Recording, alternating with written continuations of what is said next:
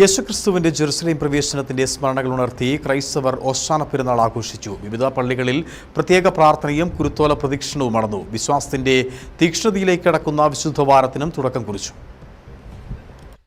വിശുദ്ധവാരത്തിന് തുടക്കം കുറിച്ച് ക്രൈസ്തവ വിശ്വാസികൾ ഇന്ന് ഓശാന ഞായർ ആചരിച്ചു. വിവിധ ദേവാലയങ്ങളിൽ പ്രത്യേക പ്രാർത്ഥനയും കുരുത്തോല പ്രദക്ഷിണവും നടന്നു. ജെറുസലേമിലേക്കുള്ള യേശുവിന്റെ യാത്രയുടെ ഓർമ്മ പുതുക്കലാണ് ഓശാന ഞായർ. കഴുതപ്പുറത്തേറി വന്ന ക്രിസ്തുവിനെ പുലിവിൻ ചില്ലകളേന്തി ഓശാന പാടി ജനങ്ങൾ എതിരേറ്റു എന്നാണ് വിശ്വാസം. ഇതിന്റെ ഓർമ്മയിലാണ് കുരുത്തോലയും ഏന്തിയുള്ള പ്രദക്ഷിണം. കേരളത്തിൽ കുരുത്തോല പെരുന്നാൾ എന്നുകൂടി ഓശാന ഞായർ അറിയപ്പെടുന്നു. ക്രിസ്ത്യാനിയുടെ ജീവിതത്തിന്റെ തീവ്രതയും തീഷ്ണതയും ഉറച്ചു നോക്കപ്പെടുന്ന ദിനം കൂടിയാണിത്. ഹൈറേഞ്ചിലെ വിവിധ ദേവാലയങ്ങളിൽ ഓശാന ഞായർ തിരുക്കർമ്മങ്ങൾ നടന്നു.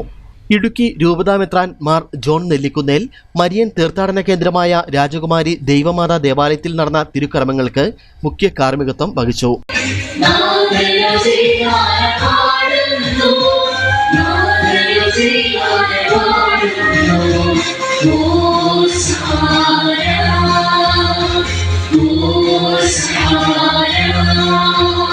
പ്രിയപ്പെട്ടവരെ,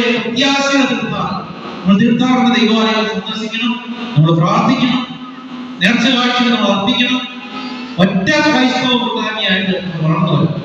അപ്പോൾ നമുക്ക് പറയാൻ കഴിയും, ഈശോയാണ് എന്റെ ഹൃദയത്തിലെ രാജാവ്, ഈശോയാണ് എന്റെ ഭവനത്തിലെ രാജാവ്.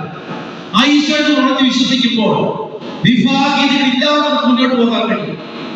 മന്ത്രി Roshy Augustine Vazhathope saint George cathedral ദേവാലയത്തിൽ നടന്ന തിരുക്കർമ്മങ്ങളിൽ പങ്കെടുത്തു.